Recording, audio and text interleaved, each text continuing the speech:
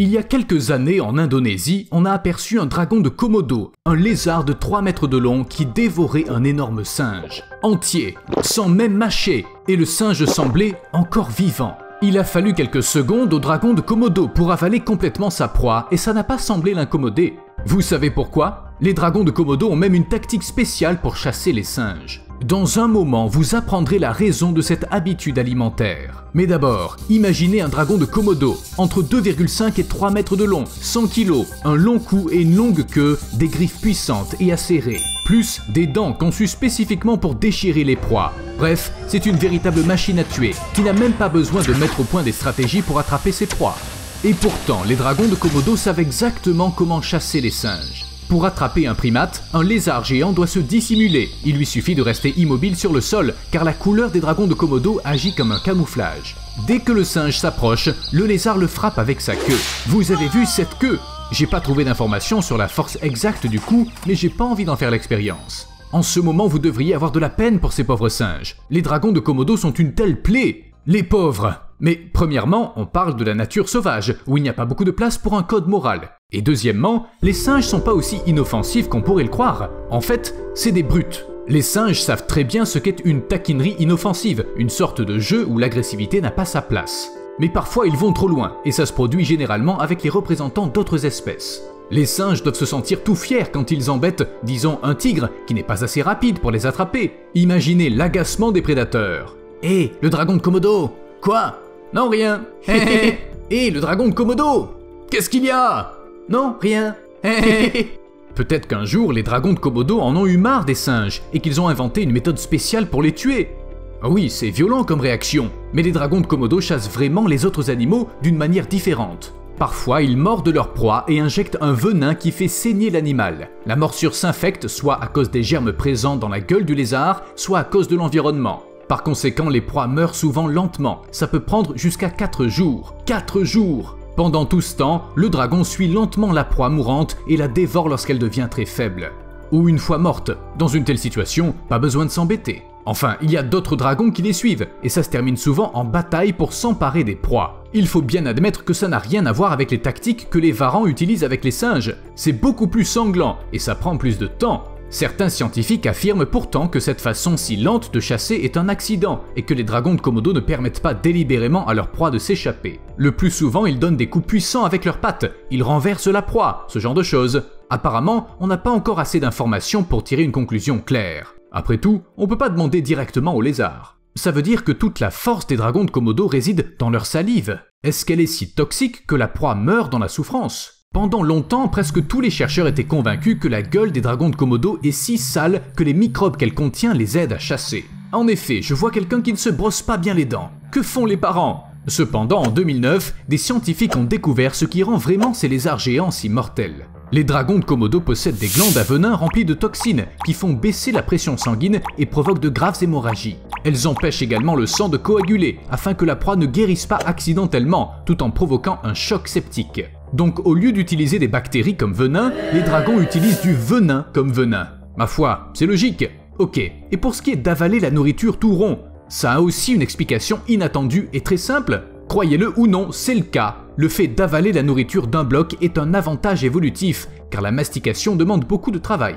Il faut bouger ses mâchoires après tout, et ça demande beaucoup d'énergie. Une étude publiée en 2013 dans la revue PLOS ONE postule que le principal avantage d'avaler les aliments entiers est de ne pas perdre de temps à les transformer. En d'autres termes, les animaux qui ne mâchent pas reçoivent l'énergie que procure la nourriture au plus tôt, sans même gaspiller d'énergie au cours du processus. De sérieux avantages. Les chercheurs supposent même que certains dinosaures sont devenus si grands parce qu'ils n'étaient pas distraits par la mastication. Et comme le dragon de Komodo est aussi, en un sens, un dinosaure, il essaie également de gagner du temps. Mais que faire si on a besoin de gagner encore plus de temps? On peut pas mâcher plus vite. Les lézards ne mâchent pas, leur physiologie ne permet pas d'avaler la nourriture plus vite. C'est pourquoi les dragons de Komodo percutent les arbres. Pour accélérer la déglutition, ils frappent la carcasse contre un arbre pour l'aider à descendre dans leur gorge. Parfois, ils y mettent une telle force que l'arbre en tombe. Mais mince, je suis en retard pour mon vol. En fait, si l'on regarde le régime alimentaire de ces lézards, on peut se demander comment ils n'ont pas encore détruit tous les arbres de la planète.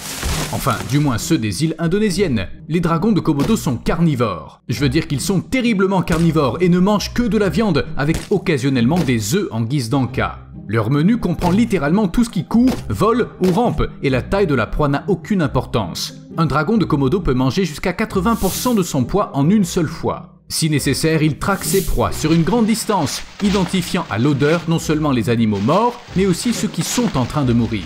C'est pas comme ces vautours dans les films qui regardent tout d'en haut puis se mettent à tourner autour d'un homme perdu dans le désert. Les dragons de Komodo savent exactement que leur futur repas est presque mort lorsqu'ils commencent à le poursuivre. Même une distance de 9,5 km n'est pas un problème quand on sait qu'on aura droit à un bon goûter.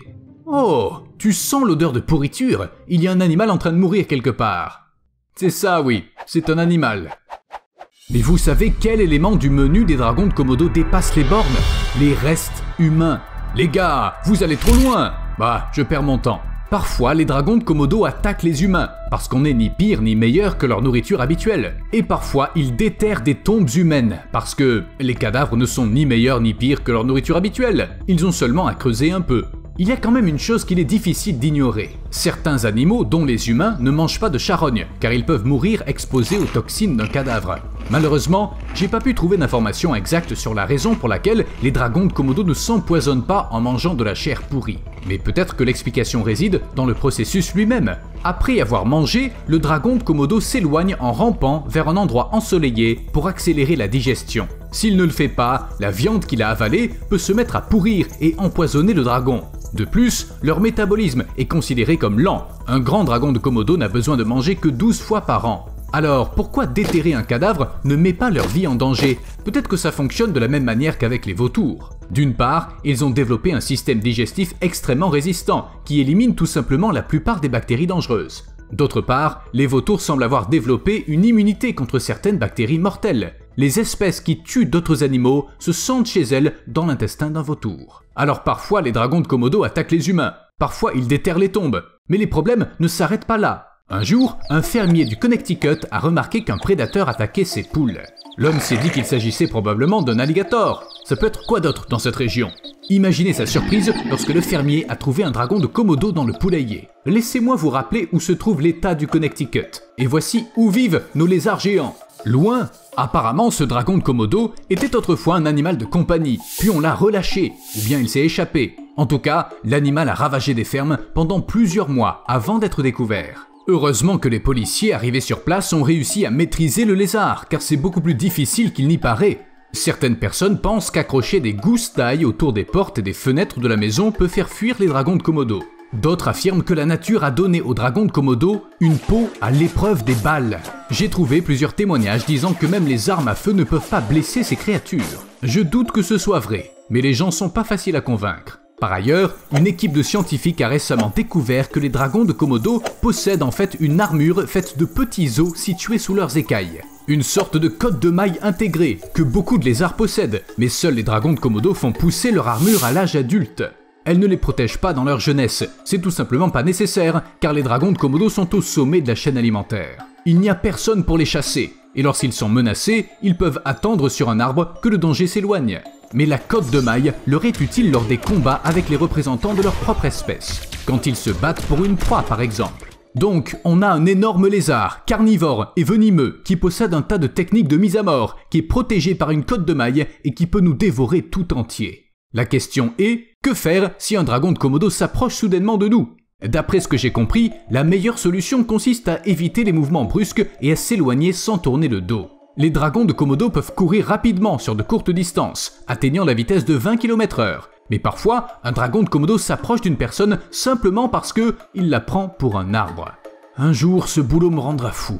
Un jeune reptile fuyant un prédateur tentera de s'échapper en grimpant à un arbre. Et très probablement, il considérerait un humain comme une option convenable. Pourquoi pas? Il est seul, il est assez grand, mais personne n'aimerait être escaladé par un dragon de Komodo. Vous vous souvenez des griffes acérées? En fait, dans une situation comme celle-là, les experts recommandent de s'allonger pour que le lézard passe à côté de nous. Un dragon de Komodo! Je vais m'allonger pour qu'il ne me prenne pas pour un arbre. Wow! Je croyais que c'était un arbre, mais non, c'est mon déjeuner. À plus.